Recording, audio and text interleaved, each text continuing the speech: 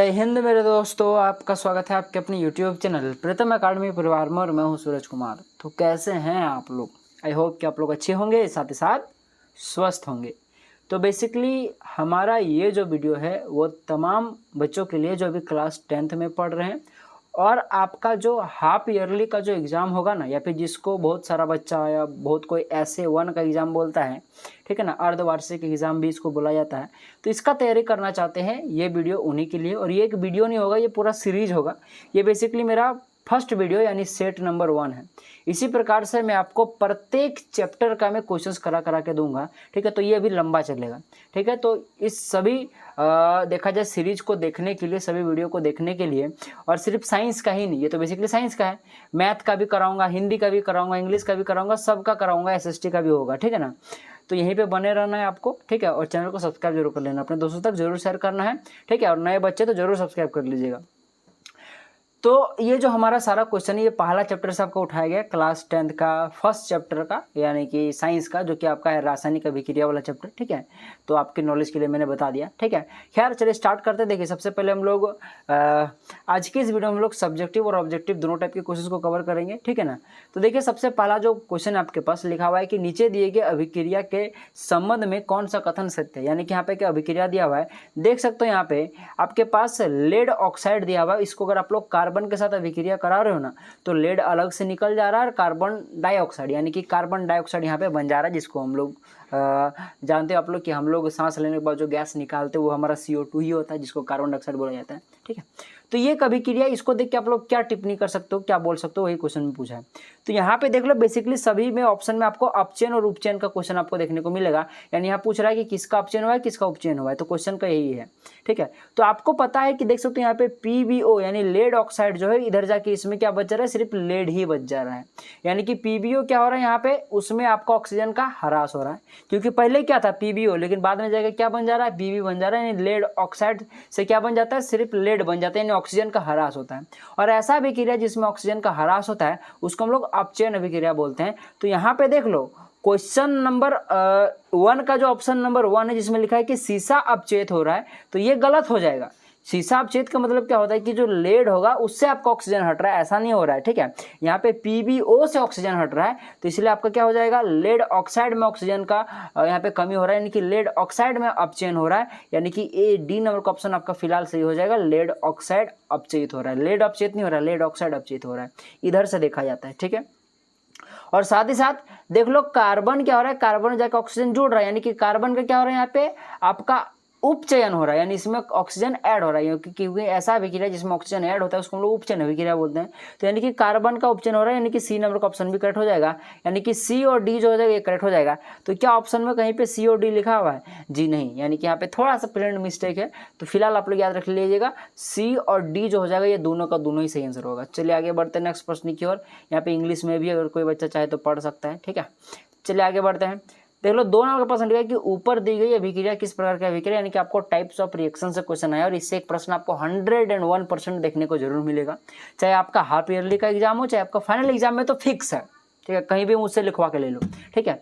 तो ऊपर दी गई अभिक्रिया किस प्रकार की अभिक्रिया, तो देख सकते हो यहाँ पे आपके पास सीधा सीधा बोलो तो यहाँ पे फेरस ऑक्साइड है, ठीक है ना, यानी कि यहाँ पे आपके पास लोहा का ऑक्साइड है आपके पास, और उसको एल्यूमिनियम के साथ रिएक्ट कराओगे तो देख सकते हो कि एल्यूमिनियम क्या करता है, ऑक्सीजन के साथ बॉन्ड बना के एल्यूमिनियम ऑक्साइड बना देता है और उस लोहा को यहाँ से बाहर फेंक देता है। तो जब भी इस प्रकार से बाहर फेंकने वाला रिएक्शन होता है इसको हम लोग क्या बोलते हैं, विस्थापन अभिक्रिया बोलते हैं। तो D नंबर क्वेश्चन आपका कट हो जाएगा, क्योंकि यहाँ क्या करा है, एल्यूमिनियम फेरस को उसके सीधा सीधे बोलो तो ऑक्साइड से या यौगिक से विस्थापित कर दे रहा है, ठीक है। तो जब भी ऐसा अभिक्रिया होता है उसको वियोजन अभिक्रिया बोलते हैं, ठीक है, डिस्प्लेसमेंट रिएक्शन। चलिए आगे बढ़ते 3 नंबर के पास में लिखा है कि निम्नलिखित में से कौन सा भौतिक परिवर्तन नहीं है, आपको बताना है कौन सा भौतिक परिवर्तन नहीं है। कई बार भौतिक और रासायनिक परिवर्तन से भी क्वेश्चन देखने को मिलता है। तो पहला प्रश्न लिखा है कि जल के क्वथनांक पर जलवाष्प का बनना, यानी कि जब जल खौलता है तब उससे क्या निकलता है, जलवाष्प निकलता है। तो सबको पता है जो जलवाष्प होता है, जो भाप बनता है, उसको अगर आप लोग वापस से कंडेंस कर दो, फिर बोले कि उसको आप लोग वापस से जल बना सकते हो, तो यानी कि ये तो एक भौतिक परिवर्तन हो गया। तो ये तो ऑप्शन में होगा नहीं, क्योंकि क्वेश्चन में पूछा है कौन भौतिक परिवर्तन नहीं है। नेक्स्ट लिखा है कि द्रवीकृत पेट्रोलियम गैस का दहन, यानी जब भी आप लोग पेट्रोलियम गैस, जैसे पेट्रोलियम का मतलब क्या होता है, पेट्रोल नहीं होता है, डीजल पेट्रोल वगैरह सब आ जाता है इसमें, ठीक है। तो बेसिकली पेट्रोलियम गैस का दहन, कभी दहन की बात करें या फिर मैं सीधे सीधे बोलूँ कि जलना ये सब का बात करिए, जलाना, ठीक है, वो जलाना नहीं, ठीक है ना भाई साहब, जलना और जलाने की बात चल रही है। तो जलना जलाने की जब भी बात करें तो वो एक रासायनिक परिवर्तन में आता है, यानी कि ये भौतिक परिवर्तन नहीं है, तो बी नंबर का ऑप्शन ही करेक्ट हो जाएगा। बाकी चलिए आगे ऑप्शंस भी पढ़ लेते हैं। जल में लवण का विलय होना, तो भाई साहब ये एक भौतिक नहीं, एक रासायनिक रासायनिक नहीं, एक भौतिक परिवर्तन, आप लोग उसको अलग कर सकते हो, ठीक है। अच्छा, बर्फ में गलन पर जल का बनना, यहाँ पे थोड़ा सा लिखने में थोड़ा मिस्टेक हो गया है, ठीक है, खैर कोई मतलब नहीं, हमको आंसर से मतलब था, जो कि हमारे पास डी नंबर का ऑप्शन, बी नंबर का ऑप्शन करेक्ट हो जाएगा। चलिए आगे बढ़ते हैं नेक्स्ट प्रश्न की ओर। आप लोग चाहते हैं यहाँ पे 3 नंबर का ऑप्शन इंग्लिश में, 3 नंबर क्वेश्चन को, 3 नंबर के क्वेश्चन को इंग्लिश में पढ़ सकते थे। चलिए आगे बढ़ते हैं। निम्नलिखित में से कौन से प्रक्रम में रासायनिक अभिक्रिया होती है, यानी कि यहाँ में सबको बताना है रासायनिक परिवर्तन कौन है, रासायनिक अभिक्रिया यहाँ पे कौन है, ठीक है।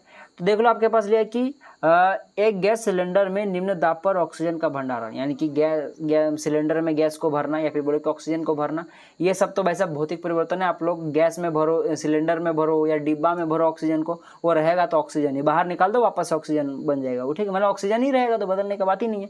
तो ये तो एक प्रकार का भौतिक परिवर्तन हो जाएगा, पर हमको पूछा रासायनिक परिवर्तन। अच्छा, वायु का द्रवीकृत, ये भी आपका भौतिक में आएगा, ठीक है। उच्च ताप पर वायु की उपस्थिति में कॉपर की तार को गर्म करना, हाँ, गर्म करना यानी जलने जलाने की बात चले तो वो रासायनिक परिवर्तन में आता है, यानी कि सी नंबर ऑप्शन करेक्ट हो जाएगा, ठीक है। चलिए आगे बढ़ते हैं नेक्स्ट प्रश्न की ओर। यानी कि जल का विद्युत अपघटन एक अपघटन अभिक्रिया है, बात सही है, इससे क्वेश्चन भी बन सकता है कि जल का विद्युत अपघटन क्या है, ऑप्शन में लिख देगा अपघटन अभिक्रिया, तो उसको टिक मार दीजिएगा, ठीक है।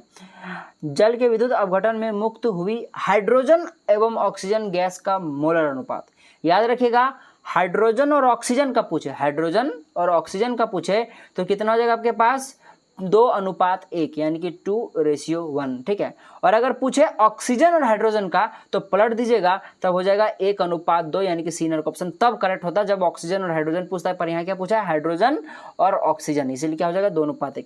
ऐसे भी आप लोग याद रख सकते हो, फॉर्मूला क्या होता है H2O, यानी कि हाइड्रोजन क्या है, 2 है, और ऑक्सीजन क्या है, कुछ नहीं माने 1 है, तो हाइड्रोजन हमेशा 2 होगा और ऑक्सीजन हमेशा 1 होगा। आप देख लीजिए कि हाइड्रोजन पहले लिखा है तो 2 पहले लिखिएगा, और हाइड्रोजन बाद में लिखा है तो बाद में 2 लिखिएगा, ठीक है।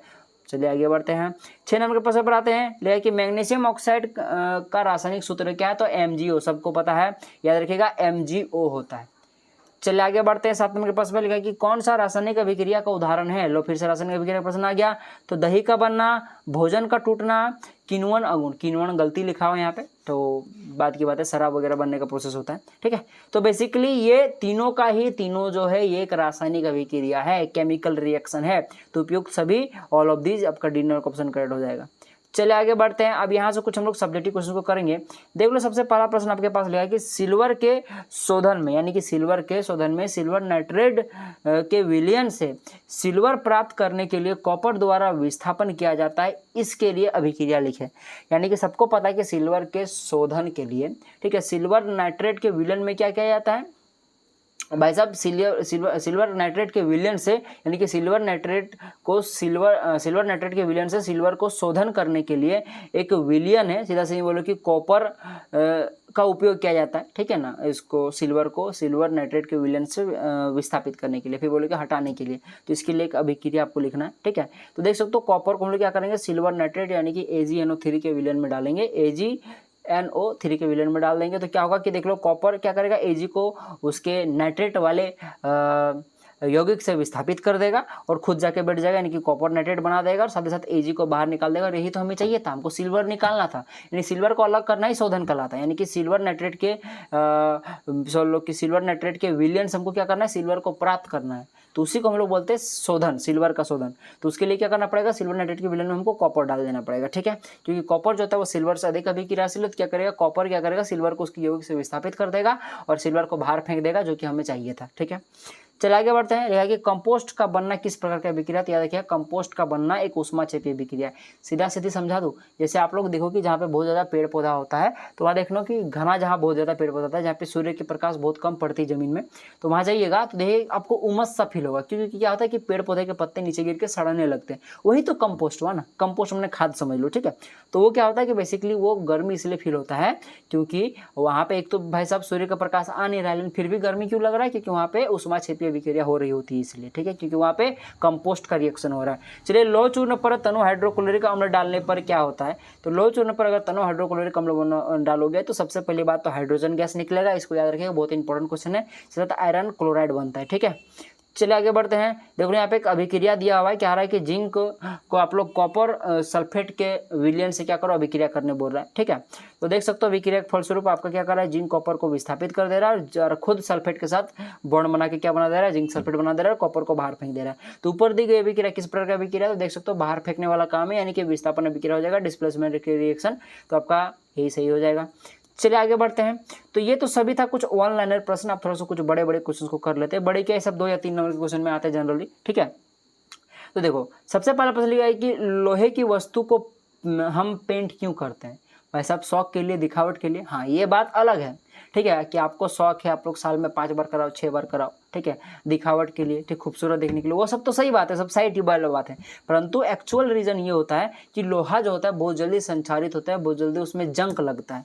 ठीक है, और एक चीज़ बता दूं, जंक वाला वर्ड जो होता है सिर्फ लोहा के लिए उपयोग किया जाता है। कभी मत बोलना कि सोना में जंक लग गया या पीतल में जंक लग गया, ऐसा नहीं होता है। ठीक है, तो बेसिकली जंक वर्ड सिर्फ लोहा के लिए उपयोग किया जाता है, इसको याद रखिएगा। ठीक है, तो लोहा में चूंकि बहुत जल्दी जंक लगता है, इसलिए उसको बचाने के लिए हम लोग क्या करते हैं, तेल हो गया, मोबिल हो गया, ग्रीस हो गया, ठीक है, और साथ ही साथ ये पेंट जैसी वस्तुओं का उपयोग करते हैं उसके ऊपर लेपन करके। ठीक है, लेपन करने से क्या होता है, संचारक से बच जाता है। तो वही चीज़ लिखा हुआ है कि लोहे की वस्तु लोहे की जो वस्तु होती है हवा एवं नमी के संपर्क में आकर संचारित हो जाती है, अतः पेंट करने पर लोहे की सतह हवा या नमी के प्रत्यक्ष संपर्क में नहीं रह पाती है, फिर बोल के नहीं रहती है, यानी कि डायरेक्टली वो हवा और जो आपके पास वातावरण में नमी है उसके संपर्क में लोहा नहीं आ पाता है, क्योंकि उसके बीच में एक दीवार आ जाता है, जो कि किसका दीवार होता है, पेंट का दीवार होता है। लोहा और वायुमंडल के बीच में पेंट आ जाता है, जिस कारण से क्या होता है कि वायुमंडल में जो ऑक्सीजन है और जो नमी है वो जाके डायरेक्टली लोहा को असर नहीं कर पाता है। ठीक है,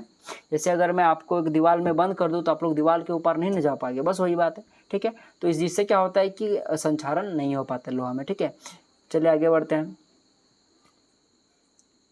और संचारण होने से क्या होता है पता है आप लोग को, नहीं तो बता दूं, संचारण होने से बोलोगे सर ये संचारण क्या अगर हो रहा है तो होने दो, वैसे संचारण होने से लोहा की क्षति होती है, फिर बोलोगे लोहा का क्षति होता है, लोहा खत्म हो जाता है। ठीक है, तो लोहा को बचाने के लिए ही संचारण से बचाया जाता है और उसके लिए पेंट वगैरह का उपयोग किया जाता है। चलिए आगे बढ़ते हैं। ये भी प्रश्न आ सकता है कि संचारण से बचने के क्या क्या उपाय है, लिखिए। ठीक है, तो लिख दीजिएगा पेंट करके, तेल देकर लोहे की वस्तुओं पर, फिर बोलो कि धातु की वस्तुओं को पेंट कर धातु की वस्तुओं पर लोहे तेल एवं ग्रीस जैसी चीज़ों का उपयोग कर या धातुओं की वस्तु पर विद्युत लेपन कर। ठीक है, तो उस आप लोग आगे चल कर और भी अच्छे से मैं बताऊँगा। ठीक है, तेल एवं वसायुक्त खाद्य पदार्थों को नाइट्रोजन से प्रभावित क्यों किया जाता है, यानी कि तेल एवं वसायुक्त, जैसे कि आप लोगों ने चिप्स वगैरह तो बहुत खाया होगा, तो सबको पता है चिप्स से ज़्यादा तो उसमें हवा भरा होता है, तो वो हवा पता है नॉर्मल हवा नहीं होता, वो नाइट्रोजन होता है। तो वो नाइट्रोजन क्यों उपयोग किया जाता है, यही क्वेश्चन है। ठीक है, थोड़ा सा घुमाया हुआ प्रश्न है पर बात वही है। तो बेसिकली जो नाइट्रोजन होता है वो एक प्रतिऑक्सी कारक है, यानी यूँ समझ लो जैसे कि प्रतिऑक्सी कारक ये होता है कि ऑक्सीजन को दूर रखने का काम करता है। ठीक है ना, वो वसायुक्त खाद्य पदार्थ यानी चिप्स से क्या करता है, ऑक्सीजन को दूर रखने का काम करता है। बोलोगे सर क्या जरूरत है दूर रखने का, ऑक्सीजन तो हमारे लिए बहुत यूज है, ऑक्सीजन से हम लोग जिंदा रहते हैं, तो चिप्स को क्या दिक्कत है ऑक्सीजन से। तो भाई साहब देखो, चिप्स जो होता है वो तेल और वसा से बनता है। ठीक है ना, तो तेल और वसा का चीज जो चीज़ होते हैं, या फिर बोले कि तेल और वसा जो चीज़ें बनती है वो ऑक्सीजन के अगर आप लोग उपस्थिति में उसको रखोगे तो वो बहुत जल्दी खराब हो जाता है, खराब सेंट करने लगता है, सड़ जाता है। ठीक है, सीधा सीधी समझ लो। तो उसी को सड़ने से बचाने के लिए उसको ऑक्सीजन का संपर्क तोड़ना पड़ता है।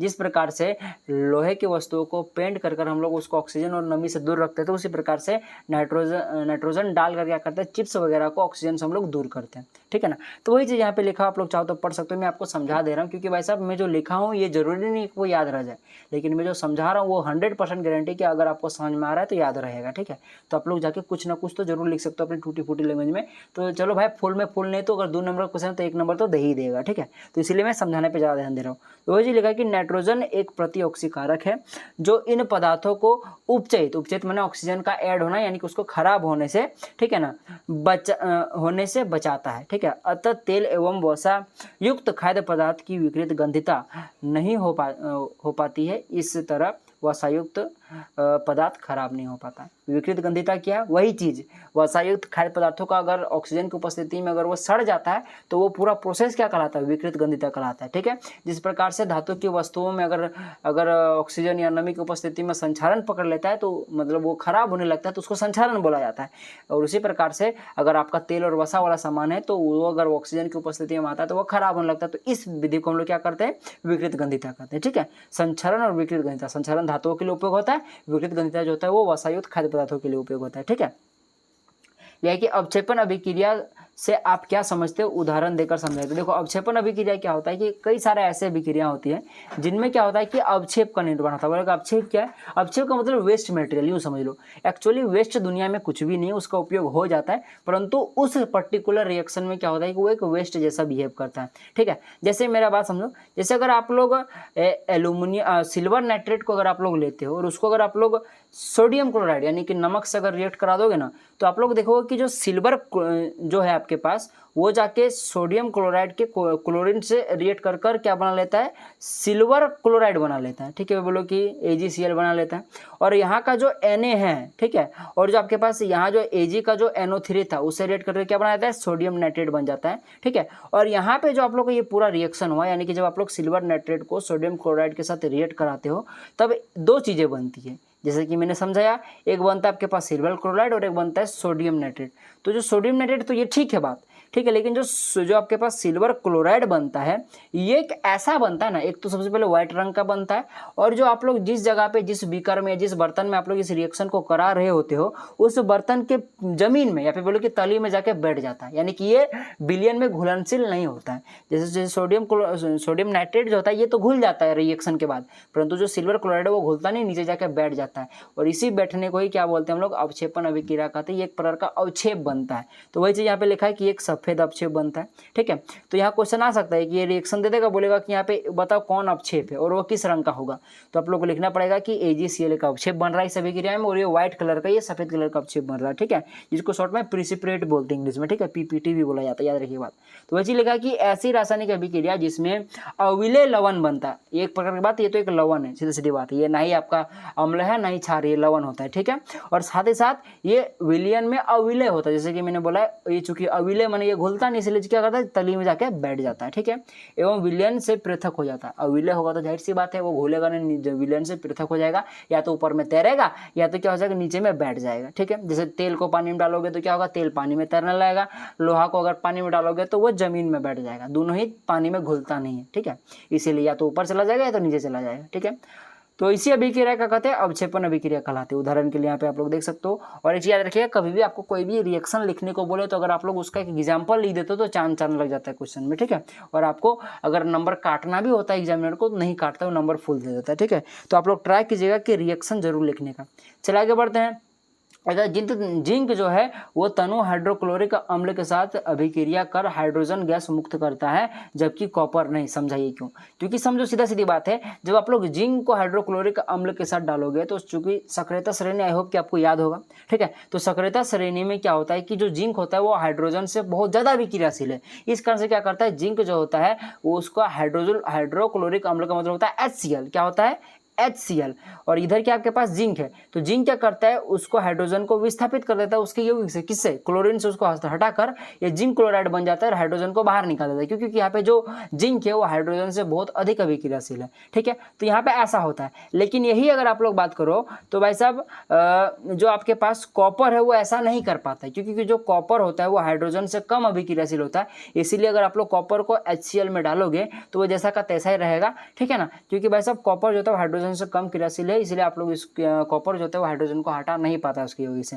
तो वही चीज यहाँ पे लिखा हुआ है। ठीक है, कि धातु की सक्रियता श्रेणी में जिंक हाइड्रोजन के ऊपर है, यानी कि उससे अधिक अभिक्रियाशील होता है। ठीक है ना, जबकि जो कॉपर होता है वो हाइड्रोजन के नीचे, यानी कि उसका हाइड्रोजन से कम अभिक्रियाशील है। ठीक है, अतः फलतः, या फिर बोले कि सीधा सीधी बात है, अतः बोले फलतः बात है। ठीक है, वही चीज है। ठीक है, जिंक तनु हाइड्रोक्लोरिक अम्ल से हाइड्रोक्लोरिक अम्ल से अभिक्रिया कर हाइड्रोजन को विस्थापित कर देता है। तो यहाँ पे आप लोग लिख लीजिएगा, जिंक तनु हाइड्रोक्लोरिक अम्ल से अभिक्रिया कर, यहाँ पे लिख लीजिएगा, थोड़ा छोटा यहाँ पे लिखिएगा, अभिक्रिया कर हाइड्रोजन को विस्थापित कर देता है, जबकि कॉपर नहीं कर पाता है। और चूंकि हाइड्रोजन को विस्थापित करता है जिंक, ठीक है ना, HCl से, तो इसलिए यहाँ पे लास्ट में हाइड्रोजन बचता है, तो इसलिए यहाँ पे हाइड्रोजन गैस निकलता है। तो वही चीज यहाँ पे क्वेश्चन में लिखा था कि जिंक तनु हाइड्रोक्लोरिक अम्ल से अभिक्रिया कर हाइड्रोजन गैस मुक्त करता है। तो इससे क्वेश्चन भी बनता है कि जिंक हाइड्रोक्लोरिक अम्ल से अभिक्रिया कर कौन सा गैस निकालती है, तो हाइड्रोजन गैस निकालती है। ठीक है, याद रखिएगा बात। चलिए आगे बढ़ते हैं। सिल्वर क्लोराइड को गहरे रंग की बोतल में भंडारित क्यों किया जाता है? क्योंकि याद रखिएगा जनरली बोतल काले रंग की होती है, ठीक है। क्यों? क्योंकि भाई साहब देखो सिल्वर क्लोराइड जो होता है, ठीक है, जैसे कि आप लोगों ने पढ़ा होगा AgCl सिल्वर क्लोराइड हो गया, ठीक है, आपके पास हो गया AgBr सिल्वर ब्रोमाइड हो गया। ये कुछ ऐसे देखा जाए तो यौगिक हैं, फिलहाल तो अभी आप लोग को दो ही के बारे में जानना है जो कि 10th क्लास में है, ठीक है, जो प्रकाश से अभिक्रिया करता है और विस्थापन अभिक्रिया यहाँ पे होता है। विस्थापन अभिक्रिया समझ लो एक प्रकार का, ठीक है। तो बेसिकली प्रकाश से अभिक्रिया होता है यहाँ पे, तो इसी कारण से सिल्वर क्लोराइड को और बोलो कि सिल्वर ब्रोमाइड को, क्योंकि क्वेश्चन में यहाँ पे सिल्वर ब्रोमाइड भी दे सकता है, ठीक है, दोनों प्रकाश से अभिक्रिया ना करे इसलिए इसको काले गहरे रंग के बोतल में डाला जाता है ताकि सूर्य का प्रकाश उस पर डायरेक्टली ना पड़े। तो वही चीज लिखा है कि सूर्य के प्रकाश की उपस्थिति में सिल्वर क्लोराइड निम्न अभिक्रिया के अनुसार अवघटित होता है, ठीक है। किस अभिक्रिया के अनुसार? तो देख लो AgCl में अगर आप लोग सूर्य का प्रकाश दे दोगे तो वो Ag और Cl2 में टूट जाता है, ठीक है ना। बेसिकली वियोजन अभिक्रिया हो जाता है। मैंने शायद गलती से विस्थापन बोल दिया होगा तो उसको आप लोग वियोजन समझ लीजिएगा, ठीक है, क्योंकि वियोजन ही होता है, ठीक है। तो यहाँ पे क्या होता है कि देख सकते हो कि AgCl था लेकिन वो बाद में क्या बन गया Ag और Cl2 में टूट जाता है, ठीक है। तो इसीलिए इसको बचाने के लिए, सूर्य के प्रकाश से दूर रखने के लिए इसको गहरे रंग के बोतल में डालकर रखा जाता है, ठीक है, और AgBr को भी, ठीक है ना। चलिए आगे बढ़ते लिखा कि जब लोहे की किल को कॉपर सल्फेट के विलयन में डुबाया जाता है तो विलयन का रंग क्यों बदल जाता है? यहाँ भी विस्थापन अभिक्रिया का ही कॉन्सेप्ट लगेगा, डिस्प्लेसमेंट रिएक्शन का। क्योंकि क्या होता है देख लो कि लोहे की किल को आप अगर कॉपर सल्फेट के विलयन में डालोगे तो क्या होगा, देख लो कि जब कॉपर सल्फेट के विलयन में लोहे की किल डुबाई जाती है तो लोहा क्या करता है, कॉपर सल्फेट के विलयन से कॉपर को विस्थापित कर देता है, क्योंकि जो लोहा होता है वो कॉपर से अधिक अभिक्रियाशील है, इसीलिए कॉपर सल्फेट को उसके विलयन से विस्थापित कर देता है और जाके लोहा बैठ जाता है सल्फेट के साथ, ठीक है, और फेरस सल्फेट बना लेता है और कॉपर को बाहर फेंक देता है, ठीक है। तो वही चीज यहाँ पे हो रहा है कि विस्थापित कर देता है और आयरन सल्फेट बनाता है। जाहिर सी बात है आयरन जाके कॉपर सल्फेट के साथ बॉन्ड बना लेता है और उसका रंग जो होता है वो अलग होता है। कॉपर सल्फेट जो पहले था उसका अलग रंग होता है, ठीक है ना, और जो आपके पास लोहा सल्फेट या फिर बोलो कि आयरन सल्फेट जो होता है उसका रंग अलग होता है। चूंकि अब वो आयरन सल्फेट बन चुका है तो उसका रंग बदल जाता है उसी कारण से। तो ये चीज लिखा है कि आयरन सल्फेट बना देता है जो कि रंग में थोड़ा गहरा होता है, गहरा बोल रहा हूँ, हरा होता है, ठीक है ना, हरा होता है, जिस कारण से इस विलयन का रंग क्या होता है, बदल जाता है, थोड़ा हरा रंग का हो जाता है, ठीक है। तो ये चीज सारी चीजें हैं। चलिए आगे बढ़ते हैं। वायु में जलने से पहले मैग्नीशियम रिबन को साफ क्यों किया जाता है? बहुत ही फेमस प्रश्न है, ठीक है। मैंने जितना भी क्वेश्चन कराया सभी का सभी बहुत इंपॉर्टेंट प्रश्न है, ठीक है ना। चल आगे बढ़ते हैं। देखो वायु में जलने से पहले मैग्नीशियम रिबन को रेगमाल से साफ रगड़ कर साफ किया जाता है। रेगमाल क्या होता है? एक प्रकार का सरेस पेपर होता है, सैंड पेपर वगैरह इसको बोला जाता है, ठीक है। इससे क्या किया जाता है कि धातुओं की वस्तुओं को रगड़ा जाता है, ठीक है ना। तो फिलहाल हम लोग भी मैग्नीशियम की बात करें तो समझ लो, देख लो बेसिकली मैग्नीशियम रिबन से लेकर मैंने एक्सपेरिमेंट किया हुआ, आपको इस चैनल के शॉर्ट्स वीडियो में जाकर देखने को जरूर मिलेगा, तो आप लोग जाकर वहाँ से देख सकते हो, ठीक है। बाकी मैंने उस वीडियो में समझाया, बाकी मैं अभी भी समझ लो, ठीक है। तो बेसिकली हुआ क्या, देख लो कि मैग्नीशियम रिबन में क्या होता है कि मैग्नीशियम रिबन एक प्रकार का धातु है। मैग्नीशियम रिबन में क्या होता है, वो रिबन साइज का होता है, ठीक है, रिबन जैसा होता है इसलिए उसका नाम रिबन पड़ गया, परंतु होता तो वो मैग्नीशियम है, ठीक है। तो उसमें क्या होता है कि वायुमंडल में उपस्थित बहुत सारे गैसें ऐसे हैं, बहुत सारी नमी हो गया, आपका देखा जाए तो ऑक्सीजन हो गया, कार्बोनेट हो गया, ये सब से अभिक्रिया कर क्या बनता है, मैग्नीशियम अपना ऑक्साइड बनाता है। फिर बोले कि मैग्नीशियम संचारित होने लगता है, ठीक है। और संचारण याद रखिएगा कभी भी जो धातु में शुरू होता है वो उसकी परत से शुरू होता है, ठीक है ना। क्योंकि भाई साहब जो ऑक्सीजन और जो नमी होता है वो किसी भी धातु का परत पे ही सबसे पहले कांटेक्ट होता है। ऐसा तो नहीं होता ना कि धातु का अंदर में सीधे चला गया, ऐसा नहीं होता है। तो वो धातु क्या करता है, धातु का सतह से शुरू होता है उसका संचारण।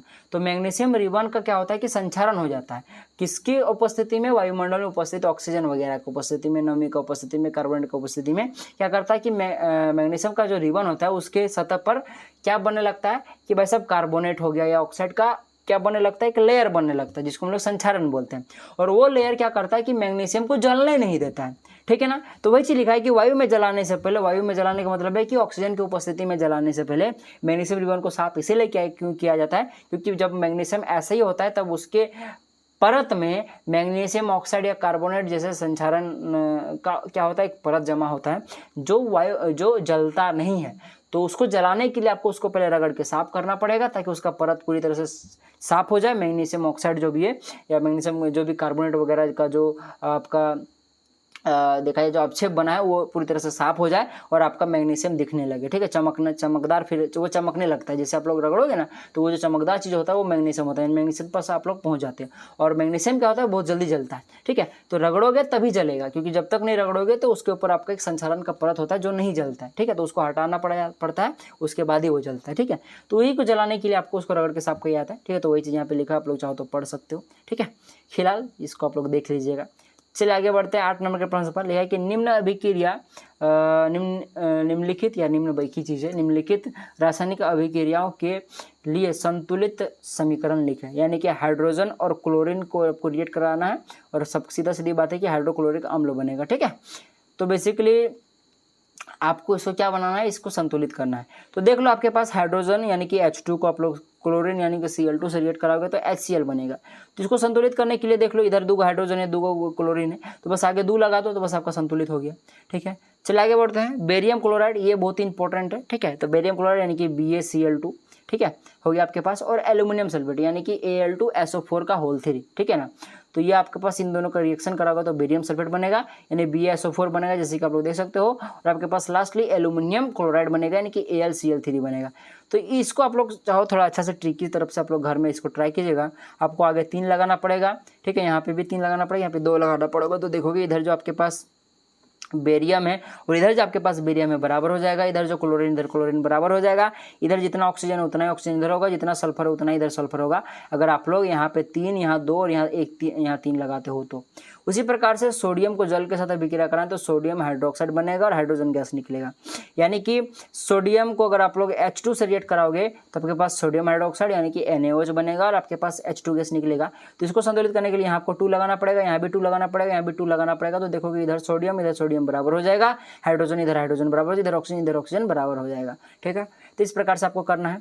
चले आगे बढ़ते हैं नेक्स्ट प्रश्न की ओर। देख लो यहाँ पे एक पदार्थ आपको लेना है। देख लो लिखा है कि किसी पदार्थ X के विलयन का उपयोग सफेदी करने के लिए होता है। तो पहला क्वेश्चन है पदार्थ X का नाम तथा उसका सूत्र लिखें। तो पदार्थ X जो होगा ना वो बिना बुझा हुआ चुना होगा यानी कि CaO होगा।